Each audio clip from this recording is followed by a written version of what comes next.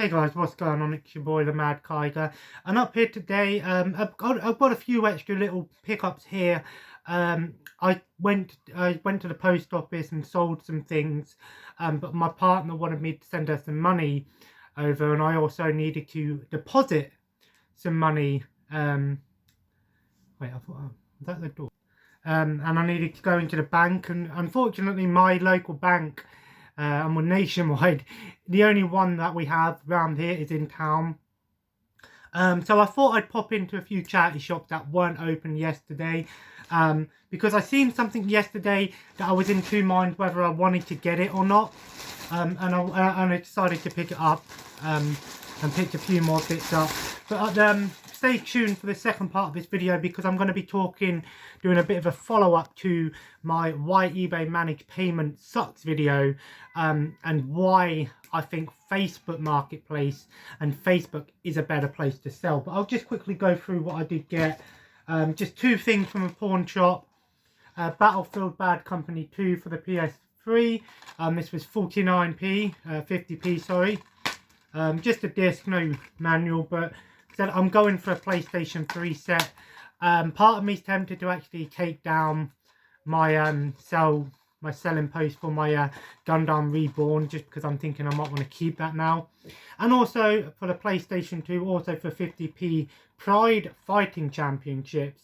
I have no clue as to how good this is. It looks pretty terrible, but graphic wise, but I didn't have this game. Honestly, manuals and stuff don't bother me as long as I've got the game and I've got a physical copy to put on the shelf. You know, that's good enough for me.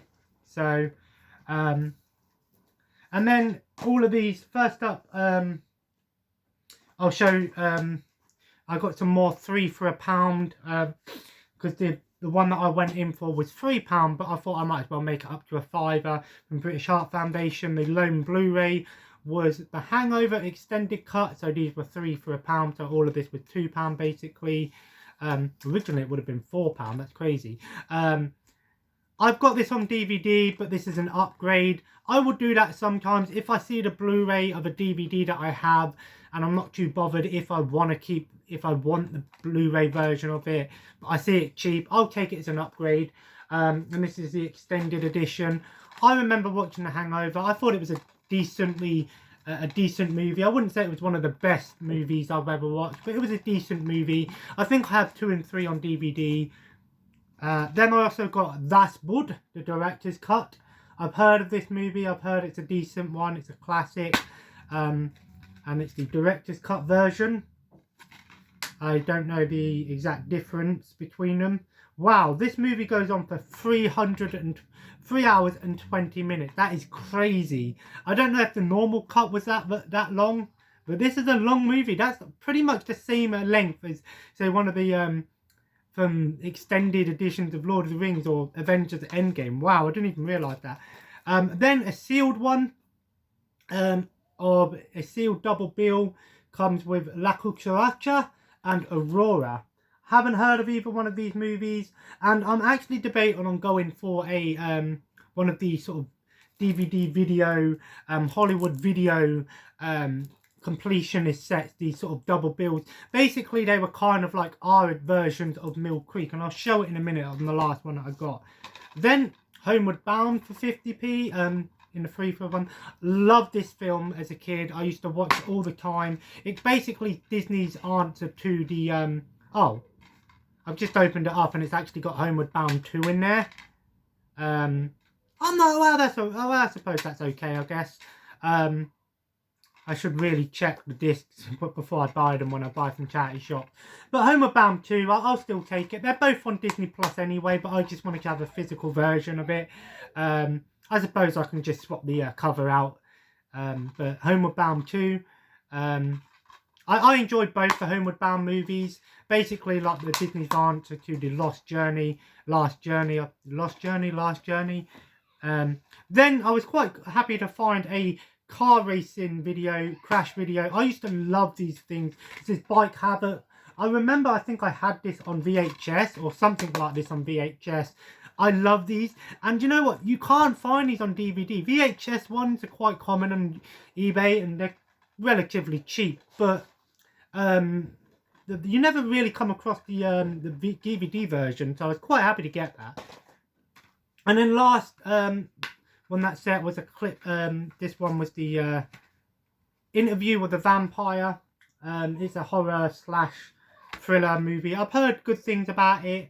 Doesn't really have much special features, but again, I'm not that bothered about getting, because when it comes to Blu-ray and 4K, I'll only really buy Blu-ray and 4K if that's the as a first option. If I see it, obviously, and I don't have that movie or show or whatever, and I see it on Blu-ray, then obviously I'm going to get a Blu-ray or 4K version if it's a decent price. If I see a DVD version of a movie that I haven't seen, then I'll pick up the DVD version, because then I know that if I enjoy it, I can upgrade it and stuff like that. Let me know what you do with those sort of things. And last, this was the one that I went back for. And this is the Dozen Hunks from Hollywood DVD. And this is what I'm saying. Hollywood DVD are basically, these were like early, when DVD was quite early. And I'm going to do a video on Hollywood DVD, my Hollywood DVD collection soon. But basically, these were like budget titles all put together, kind of like how you guys in the US have Mill Creek, these sort of bundle packs, multi-packs. We don't really get many of them anymore, but these Hollywood DVD ones, yeah, I don't understand why some of these are Hollywood hunks. Russell Crowe, Charlie Sheen, Mel Gibson, George Clooney, Patrick Swayze, but they come in 3 individual boxes. So the first one comes with Combat Academy, Going Overboard with Adam Sandler, and I think it's an early Adam Sandler movie. I'm kind of interested in seeing that one. It's like a young Adam Sandler. Daydream Believer and Picking Up the Pieces, and they're just double disc, blank discs. They're budget titles, but I enjoyed the Hollywood DVD sets, but I might go for a full Hollywood DVD set. It's just something interesting to me. Then we had Along for the Ride, Brotherhood of Justice, Across the Tracks, and Deadfall. Across the Tracks, sorry. Again, just double-sided. The outside case is a bit beat up, but I'm not that bothered about that. And then the last one is FTW, No Code of Conduct, which I'm not too sure. I think I might actually have a copy of No Code of Conduct. I'm not too sure. I think I might have a standalone release for that. Spotswood and Summer City. Yeah, like I said, Hollywood DVD is pretty cool. I don't know if they're still around, but these were like our answer to Mill Creek. So I'm going to try and hunt down the other ones. I know they did a 12-pack for the horror ones, but I think the horror ones, on the horror one, it included the creature feature with octopus and spiders, which I already have, but I don't know if it still works. I know they do a sci-fi one, but I'm not sure if there's no, the sci-fi one is the one with the spiders and that. And the horror one, I'm not too sure if I'm going to get that one, because some of the movies on there I already have. So, but yeah, it's kind of an interesting little thing there. But anyway, so that's what I picked up. But I have got some good news. I have got some packages on the way. I picked up Rayman on the PlayStation 1 from someone on Facebook. I am selling a lot of my PlayStation 1 games, but I'm going to keep some that I know that I'm going to go back and play. I picked up 3 individual DVDs on eBay, and I've got another job lot of DVDs coming in a random box with 100 DVDs, and I paid $14.95 for that. And I know that it was from a charity organisation, so I'm quite happy to help out a charity organisation. Again, but like I said, so basically what I've been doing over the last couple of days is actually selling on Facebook Marketplace. Now, like I said, a couple months ago, I did a video, why eBay Managed Payments sucks. And in that video, I talked about how eBay have changed the way that they pay you. Your fees now automatically get deducted, which I think said was a mixed bag kind of thing. You know, no PayPal and all of this stuff. But eBay lately has just still been pretty shitty. It's not that I'm not getting paid. Well, if you sell something on Friday, you won't get paid till the earliest of Monday. which is a big letdown for me. And sometimes you don't always get paid. Sometimes you'll get paid first thing in the morning, next day. Other times it might be late in the evening, maybe a day after, 2 days.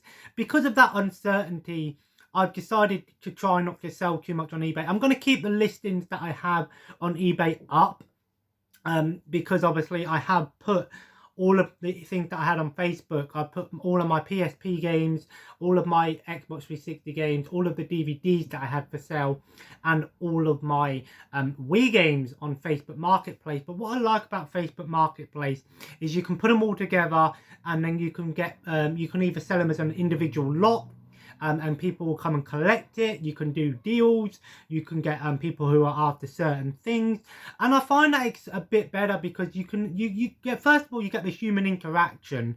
You know, if people want to collect, I'm not too bothered about that, because if they're going to pay cash, I can always use some cash, because it's straight away. You know, you're going to get your cash straight away, and you can get those items out of your house, out of the way, basically, which I always appreciate.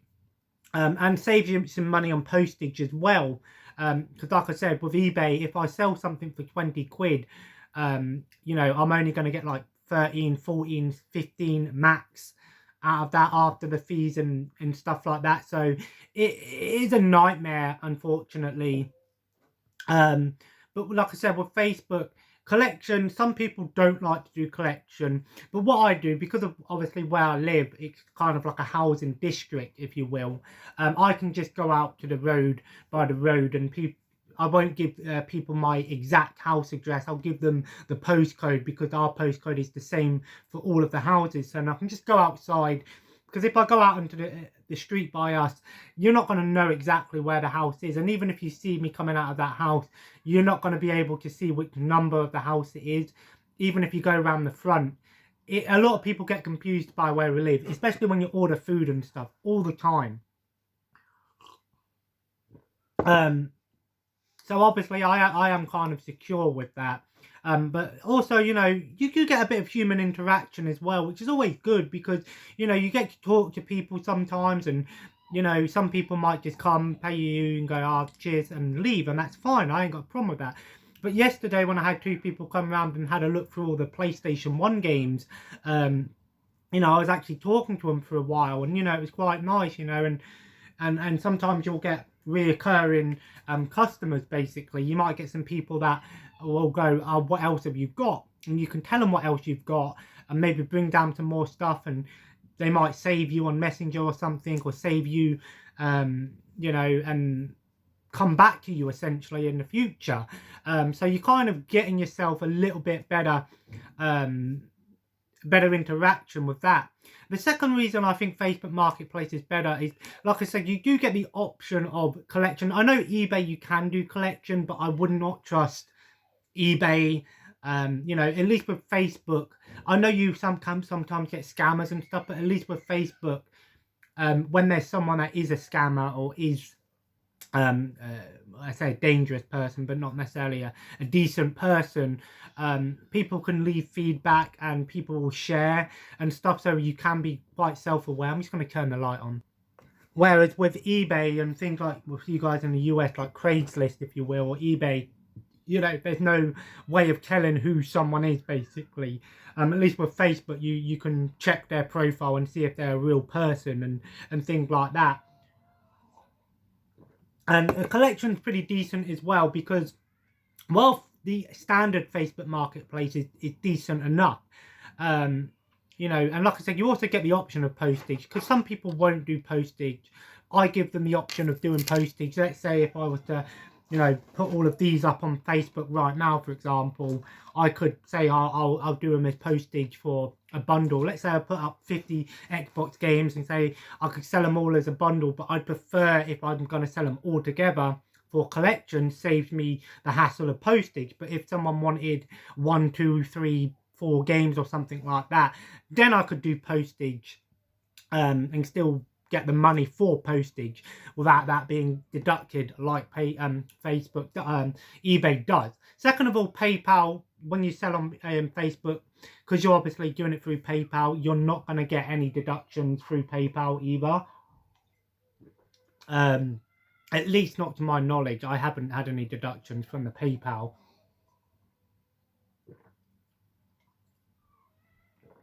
So yeah. Another reason I think Facebook is great, because it's not just the Facebook marketplace. You can join groups.